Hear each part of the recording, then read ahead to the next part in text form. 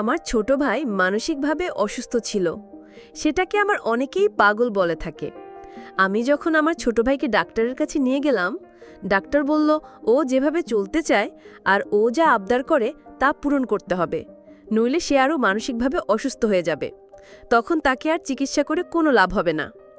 তারপর আমার ডাক্তারের পরামর্শে আমার ছোট ভাইয়ের সকল কথাই আমি রাখতাম। সে যদি বলতো আপু আমি এখন ঘুরতে যাব, তখন আমি তাকে ঘুরতে নিয়ে যেতাম। যদি বলতো আমি নতুন পোশাক কিনব, তাও এনে দিতাম। কিন্তু একদিন রাতে সে আমার কাছে যা চেয়ে বসলো তাতে আমি অবাক হয়ে গেলাম। কিন্তু পরক্ষণেই ডাক্তারের কথা মনে পড়ে গেল, আমার ভাই তো সুস্থ নয়, তার প্রতিটি কথা রাখা উচিত যদি তাকে সুস্থ করতে হলে। কিন্তু সে এখন যা চাইল সেটা কিভাবে সম্ভব? বন্ধুরা, সেদিন আমার ভাই কি চেয়েছিল তা জানতে ভিডিওটি শেষ পর্যন্ত দেখতে থাকুন। আমি কথা দিচ্ছি আজকের গল্পটি খুবই মজাদার হতে চলেছে, তাই গল্পটি পুরোপুরি শুনবে, তা না হলে কিছুই বুঝতে পারবে না। এবার চলো মূল গল্পটি শুরু করি। আমি আয়েশা, অনার্স তৃতীয় বর্ষে পড়াকালীন আমার পৃথিবীটা হঠাৎ করেই যেন থেমে গিয়েছিল। আর আমার ছোট ভাই অয়ন, যে সবেমাত্র কলেজের গণ্ডিতে পা রেখেছিল, তার পৃথিবীটাও যেন ওলটপালট হয়ে গেল। আমাদের পরিবারে তখন আমরা তিনজন, বাবা, আমি আর আমার আদরের ছোট ভাই অয়ন। অয়ন ছিল আমার চোখের মণি, অসম্ভব নম্র, ভদ্র আর শান্ত স্বভাবের ছেলে। পড়াশোনায়ও ছিল দারুণ মেধাবী। আমার স্বপ্ন ছিল একটাই, ভাইকে মানুষের মতো মানুষ করে গড়ে তোলা, ওর সব স্বপ্ন পূরণ করা। কিন্তু মা চলে যাওয়ার পর আমার নিজের স্বপ্নগুলোই ফিকে হয়ে গেল। আমি পড়াশোনা ছেড়ে দিলাম। বাবা অনেক বোঝানোর চেষ্টা করেছিলেন, কিন্তু আমার মন সায় দেয়নি। আমার তখন একমাত্র লক্ষ্য ছিল অয়ন আর বাবাকে আগলে রাখা। কিন্তু আমি যা ভেবেছিলাম বাস্তবতা ছিল তার চেয়ে অনেক কঠিন।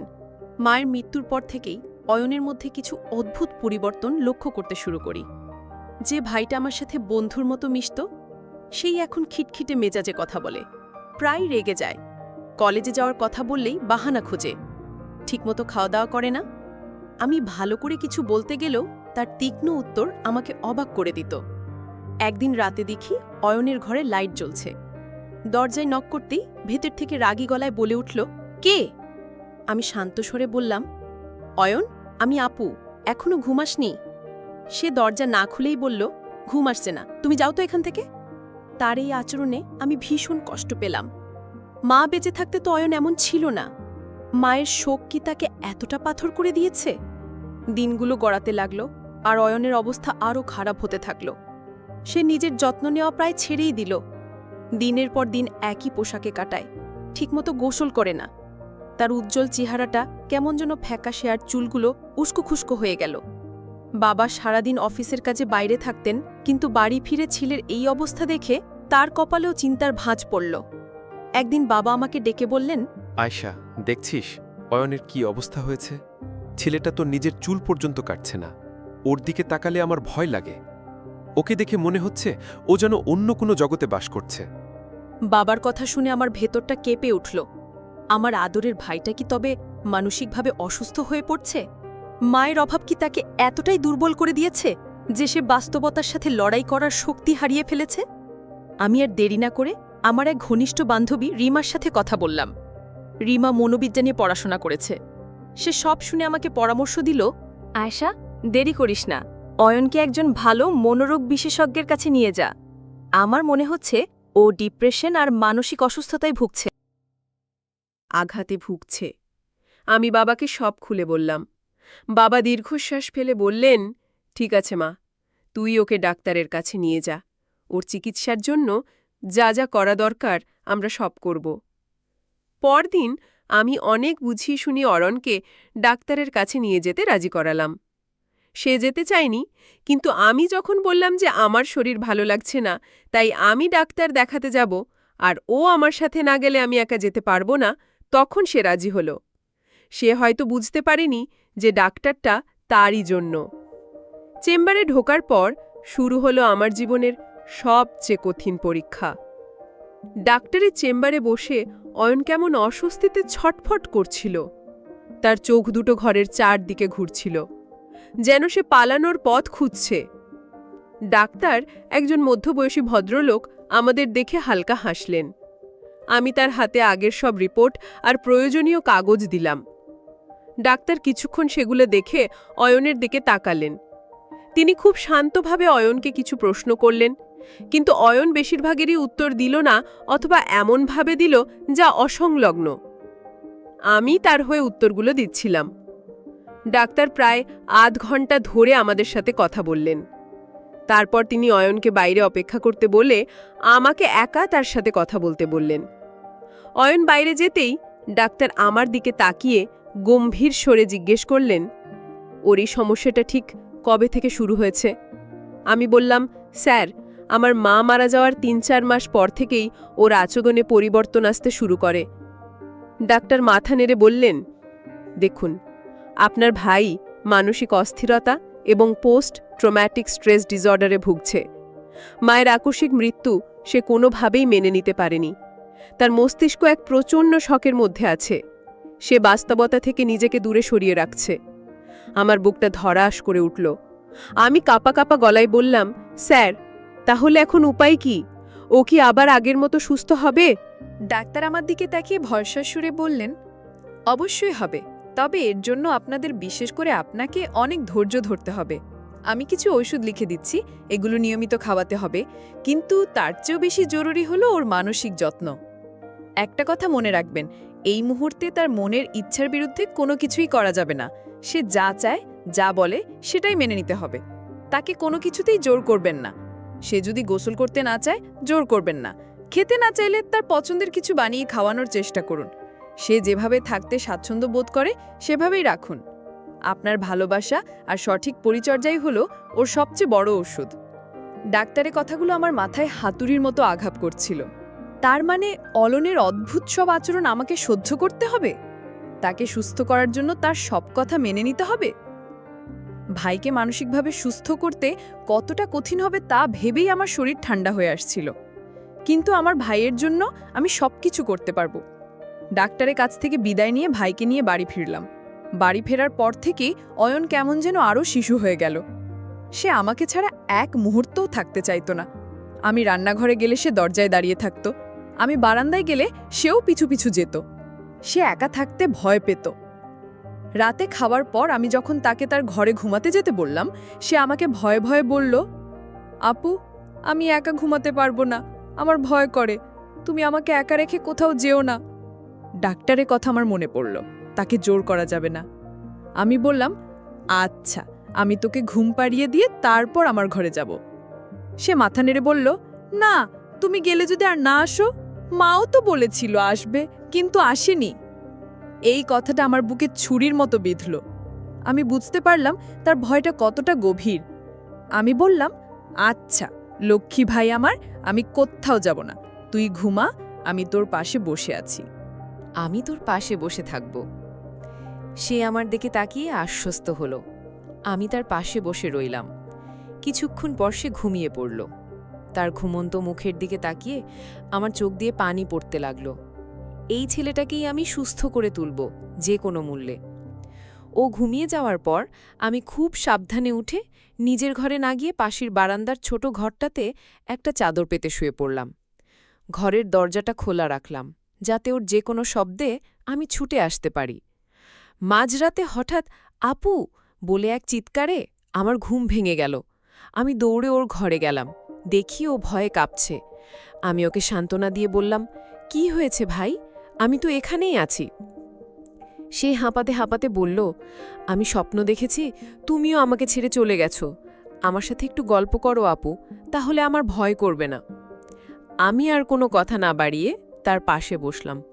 ডাক্তারের নির্দেশই এখন আমার কাছে সবচেয়ে বড়। আমি বললাম, আচ্ছা আয়, তোকে আজ ছোটবেলার গল্প শোনাই। আমি গল্প বলতে শুরু করলাম। একসময় গল্প শুনতে শুনতে সে ঘুমিয়ে পড়ল। আমি মনে মনে প্রতিজ্ঞা করলাম, এই লড়াইটা আমাকে জিততেই হবে। দিন যত যাচ্ছিল, অয়নের অবস্থা ততই অদ্ভুত মোড় নিচ্ছিল।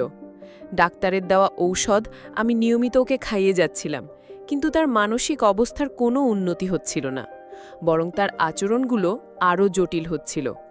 সেই এখন আমার উপর পুরোপুরি নির্ভরশীল হয়ে পড়েছিল।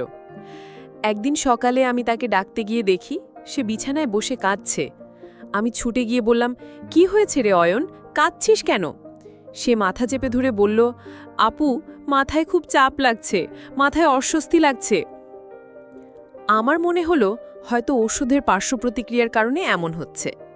আমি তাড়াতাড়ি করে একটু বাম আর তেল মিশিয়ে এনে ওর মাথায় মালিশ করে দিতে লাগলাম। আমি জিজ্ঞেস করলাম, এখন কি ব্যথাটা একটু কমেছে ভাই? সে আমার দিকে তাকিয়ে খুব কষ্ট নিয়ে বলল, হুঁ আপ। ব্যথা চলে গেছে।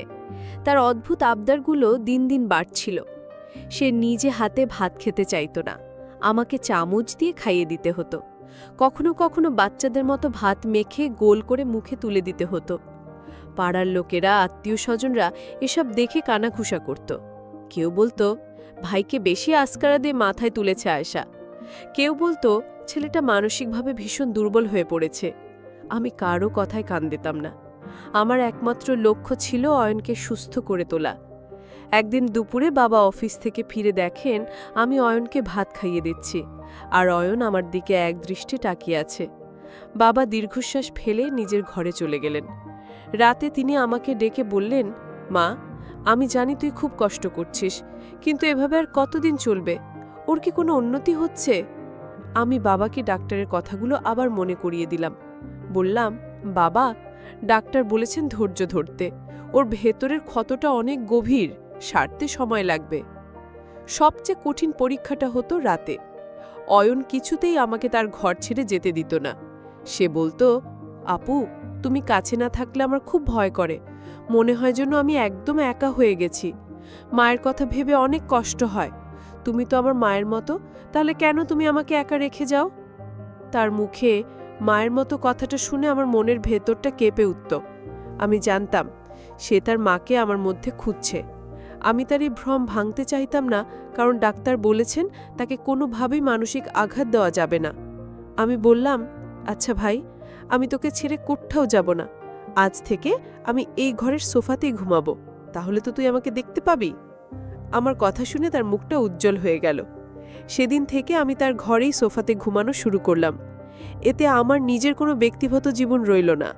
আমার রাতগুলো কাটত বিনিদ্রায়, অয়নের ঘুমের শব্দ শুনে আর তার দিকে তাক থেকে। কখন সে আবার চিৎকার করে ওঠে এই ভয়ে আমি ঘুমাতেও পারতাম না। তার এই আচরণগুলো আমাকে মাঝে মাঝে খুব ক্লান্ত করে দিত, কিন্তু তার হাসি মুখটা দেখলে আমার সব কষ্ট দূর হয়ে যেত। আমি শুধু সেই দিনটার অপেক্ষায় ছিলাম যেদিন আমার ভাইটা আবার আগের মতো স্বাভাবিক হয়ে বলবে, আপু, চল কলেজে যাই। মাস গড়াতে লাগল। অয়নের অবস্থার যেন কোনো নির্দিষ্ট গতিপথ ছিল না। কখনো মনে হতো সে একটু ভালো আছে, আবার পরক্ষণেই তার অবস্থা আগের চেয়েও খারাপ হয়ে যেত। তার পৃথিবীটা যেন আমার মধ্যেই সীমাবদ্ধ হয়ে গিয়েছিল। আমি ছাড়া সে আর তাওকে চিনত না, কারও সাথে কথা বলতো না। বাবাও তার সাথে কথা বলার চেষ্টা করে ব্যর্থ হতেন। একদিন ঘটল এক অদ্ভুত ঘটনা। আমি রান্না করছিলাম, অয়ন রান্নাঘরের দরজায় দাঁড়িয়েছিল, যেমন সে প্রতিদিন থাকে। হঠাৎ সে বলে উঠল, আপু, তোমার কষ্ট হচ্ছে, তাই না? আমি অবাক হয়ে তার দিকে তাকালাম। প্রায় 4-5 মাস পর সে আমার কষ্ট নিয়ে কিছু বলল। আমি বললাম, না তো ভাই, আমার কোনো কষ্ট হচ্ছে না। সে আমার কাছে এসে বলল, তুমি মিথ্যে বলছো, আমি সব বুঝি। আমার জন্য তুমি নিজের জীবনটা নষ্ট করছো। আমাকে ওই চিকিৎসার জন্য মানসিক স্বাস্থ্যকেন্দ্রে দিয়ে দাও আপু। আমি এখানে থাকলে তুমিও শেষ হয়ে যাবে। তার মুখে এই কথাগুলো শুনে আমার হাত থেকে খুন্তিটা পড়ে গেল। আমার চোখ পানিতে ভরে গেল। তার মানে কি সে বুঝতে পারছে তার কি হয়েছে? সে কি সুস্থ হওয়ার পথে? আমি তাকে সান্ত্বনা দিয়ে বললাম, ছি ভাই, এসব কি বলছিস? তুই আমার জীবন, তুই ছাড়া আমি বাঁচব কি নিয়ে? তুই খুব তাড়াতাড়ি সুস্থ হয়ে যাবি, দেখিস। কিন্তু এই উন্নতির আভাসটা ছিল ক্ষণিকের। সেদিন বিকেলেই সে আবার আগের মতো হয়ে গেল। সে তার ঘরের সব জিনিসপত্র ছুঁড়ে ফেলতে শুরু করল। চিৎকার করে বলতে লাগল, সবাই আমাকে একা ছেড়ে ফেলে যেতে চায়, তুমিও চলে যাবে, আমি জানি তুমিও আমাকে ভালোবাসো না। তার এই আকস্মিক পরিবর্তনে আমি দিশেহারা হয়ে গেলাম। আমি তাকে শান্ত করার অনেক চেষ্টা করলাম, কিন্তু সে আরও ক্ষেপে গেল। এক পর্যায়ে সে আমাকে রেগে গিয়ে আমাকে ঘর থেকে বের করে দিল, দিয়ে দরজা বন্ধ করে দিল। আমি দরজার বাইরে বসে কাঁদতে লাগলাম। আমার সব চেষ্টা কি তাহলে ব্যর্থ হয়ে যাচ্ছে? বাবা অফিস থেকে ফিরে এই অবস্থা দেখে খুব চিন্তিত হয়ে পড়লেন। তিনি ডাক্তারকে ফোন করলেন। ডাক্তার সব শুনে বললেন, এটাকে বলে মুড সুইং। এটা এই রোগের একটা অংশ। কখনো খুব ভালো আচরণ করবে, আবার কখনো খুব খারাপ। আপনারা ধৈর্য হারাবেন না, ওকে ওর মতো থাকতে দিন। কিছুক্ষণ পর ও নিজে থেকে শান্ত হয়ে যাবে। ডাক্তারের কথা সত্যি হলো। প্রায় ঘণ্টাখানেক পর অয়ন নিজেই দরজা খুলল। তার চোখ দুটো লাল, চুলগুলো এলোমেলো। সে আমার দিকে তাকিয়ে কিছু বলল না, শুধু ফ্লোরে বসে কাঁদতে শুরু করল। আমি তার পাশে গিয়ে বসলাম, আর সে আমার দিকে তাকিয়ে বাচ্চাদের মতো কাঁদতে লাগল। এই ঘটনার পর আমি বুঝলাম লড়াইটা এখনো শেষ হয়নি। তবে সেদিন সকালে তার বলা কথাগুলো আমার মনে একটা ক্ষীণ আশার আলো জ্বালিয়েছিল। সে সম্পূর্ণ অচেতন নয়, তার মনের ভেতরের আসল অয়নটা এখনও বেঁচে আছে। সে লড়াই করছে নিজের অসুস্থতার সাথে, তার ভয়ের সাথে। আমি আমার সেবা আর যত্ন দ্বিগুণ করে দিলাম। আমি তার সাথে তার ছোটবেলার অ্যালবাম দেখতাম, তার পছন্দের লেখকদের বই পড়ে শোনাতাম, তার প্রিয় গানগুলো হালকা ভলিউমে চালিয়ে রাখতাম। আমি চাইতাম তার পুরনো স্মৃতিগুলো জেগে উঠুক, সে যেন তার হারিয়ে যাওয়া সত্তাটাকে খুঁজে পায়। একদিন দুপুরে আমি তার প্রিয় লেখকের একটা গল্পের বই থেকে পড়ে শোনাচ্ছিলাম। গল্পটা ছিল দুই ভাই বোনের ভালোবাসার। গল্পটা শুনতে শুনতে হঠাৎ সে আমার দিকে তাকালো। তার চোখে কোনো শূন্যতা ছিল না, ছিল না কোনো ভয়। সেই দৃষ্টিটা ছিল আমার সেই পুরনো ভাইয়ের দৃষ্টি। সে খুব শান্তভাবে বলল, আপু। আমি চমকে উঠে বললাম, হ্যাঁ ভাই বল। সে আর কিছু বলল না, শুধু আমার দিকে তাকিয়ে রইল কয়েক সেকেন্ড। তারপর আবার তার দৃষ্টিটা ঝাপসা হয়ে গেল। সে আবার তার নিজের জগতে হারিয়ে গেল। কিন্তু ওই কয়েক সেকেন্ডের চাহনি আর ওই একটা ডাক আমার মনের ভেতরটা কাঁপিয়ে দিয়ে গেল। আমি বুঝতে পারলাম আমার ভাই ফিরে আসছে। খুব তাড়াতাড়ি সে আমার কাছে ফিরে আসবে। এই বিশ্বাসটুকু নিয়েই আমি আমার লড়াই চালিয়ে যাওয়ার নতুন শক্তি পেলাম। সেই দিনের পর থেকে আমি আরও বেশি আশাবাদী হয়ে উঠলাম। আমি লক্ষ্য করলাম অয়নের মধ্যে সূক্ষ্ম কিছু পরিবর্তন আসছে। সে এখন আর আগের মতো সারাক্ষণ আমাকে চোখে চোখে রাখে না। মাঝে মাঝে বারান্দায় গিয়ে একা একা আকাশ দেখে। তার ঔষধি অরুচিটাও কমে এসেছে। আমি দিলেই চুপচাপ খেয়ে নেয়। তার চিৎকার করা বা জিনিসপত্র ছোড়াছুড়ি করাও প্রায় বন্ধ হয়ে গেছে। আমি আমার রুটিন বদলাইনি। আগের মতোই তার যত্ন নিতাম, তার সাথে সময় কাটাতাম। কিন্তু এখন আমি তার সাথে ভবিষ্যতের গল্প করতাম। তাকে বলতাম সে সুস্থ হয়ে গেলে আমরা দুজন মিলে পাহাড়ে বেড়াতে যাব, তার পছন্দের লেখকের নতুন বইটা কিনে আনব, তার বন্ধুদের সাথে দেখা করতে যাব। সে চুপ করে শুনত, কোনো প্রতিক্রিয়া দেখাত না। কিন্তু আমি জানতাম আমার কথাগুলো তার মনের গভীরে কোথাও না কোথাও পৌঁছাচ্ছে। অবশেষে সেই দিনটা এলো। সেদিন ছিল শুক্রবার। সকাল থেকে আকাশটা খুব সুন্দর আর পরিষ্কার ছিল। আমি অয়নের জন্য নাস্তা বানিয়ে তার ঘরে গিয়ে দেখি সে বিছানায় নেই। আমার মনটা ধক করে উঠল। আমি দৌড়ে বারান্দায় গেলাম। দেখি সে রেলিং ধরে বাইরে তাকিয়ে আছে, তার চুলগুলো বাতাসে উড়ছে। আমি তার পাশে গিয়ে দাঁড়ালাম। সে আমার দিকে তাকালো। তার চোখে আজ আর কোনো ভয় বা শূন্যতা নেই, আছে একরাশ অপরাধ বোধ আর কৃতজ্ঞতা। তার ঠোঁট কাঁপছিল। সে খুব শান্ত আর স্পষ্ট গলায় বলল, আপু, আমি গত কয়েক মাস কোথায় ছিলাম? তার মুখে স্পষ্ট কথা শুনে আমার শরীর দিয়ে যেন একটা আনন্দের স্রোত বয়ে গেল।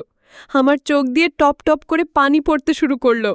আমি তাকে জড়িয়ে ধরে বললাম, তুই আমাদের কাছেই ছিলি ভাই, তুই শুধু একটু অসুস্থ ছিলি। অয়ন, তার চোখ দিয়েও পানি পড়ছে। সে ভাঙা ভাঙা গলায় বলল, আমার সব মনে পড়ছে আপু। আমি তোমার সাথে কি করেছি? আমি তোমাকে অনেক কষ্ট দিয়েছি, তাই না? আমি খুব খারাপ ব্যবহার করেছি। আমাকে ক্ষমা করে দিও আপু। আমি বললাম, এসব কি বলছিস? তুই কিছুই করিসনি। যা হয়েছে তা তোর অসুস্থতার কারণে হয়েছে, তুই ইচ্ছে করে কিছু করিসনি। দেখ, তুই এখন সম্পূর্ণ সুস্থ, এটাই আমার কাছে সবচেয়ে বড় পাওয়া। বাবা আমাদের কথা শুনে ঘর থেকে বেরিয়ে এলেন। অয়নকে সুস্থ দেখে তিনি দৌড়ে এসে ওকে বুকে জড়িয়ে ধরলেন। বাবা ছেলের কান্নায় সেদিন আমাদের বাড়ির বাতাস ভারী হয়ে উঠেছিল। কিন্তু সেই কান্না ছিল দুঃখের নয়, ছিল পরম আনন্দের। কিছুক্ষণ পর অয়ন নিজেকে সামলে নিল।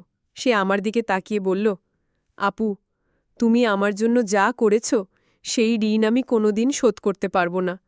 মা আমাকে জন্ম দিয়েছেন, আর তুমি আমাকে নতুন জীবন দিয়েছ। তুমি শুধু আমার বোন ন, তুমি আমার মা। তার এই কথাটা শোনার জন্যই আমি হয়তো এতদিন ধরে অপেক্ষা করছিলাম। আমার সব কষ্ট, সব ত্যাগ আজ সার্থক হয়েছে। এরপরের দিনগুলো ছিল স্বপ্নের মতো। অয়ন খুব দ্রুত নিজেকে গুছিয়ে নিতে শুরু করল। সে আবার পড়াশোনা শুরু করার সিদ্ধান্ত নিল। তার পুরনো বন্ধুদের সাথে যোগাযোগ করল। আমাদের বাড়িটা আবার আগের মতো প্রাণ ফিরে পেল। একদিন বিকেলে আমি আর অয়ন আমাদের মায়ের কবরের পাশে গিয়ে দাঁড়ালাম। অয়ন কবরের দিকে তাকিয়ে বলল, মা, তুমি দেখে যাও, তোমার আয়েশা আমাকে কেমন আগলে রেখেছে। সে আমাকে তোমার অভাব এক মুহূর্তের জন্য বুঝতে দেয়নি। আমি বললাম, মা সবকিছুই দেখছেন। বাড়ি ফেরার পথে অয়ন বলল, আপু, চলো জীবনটাকে নতুন করে শুরু করি। বন্ধুরা, কমেন্ট বক্সে গল্পের মতামত জানাতে ভুলবেন না।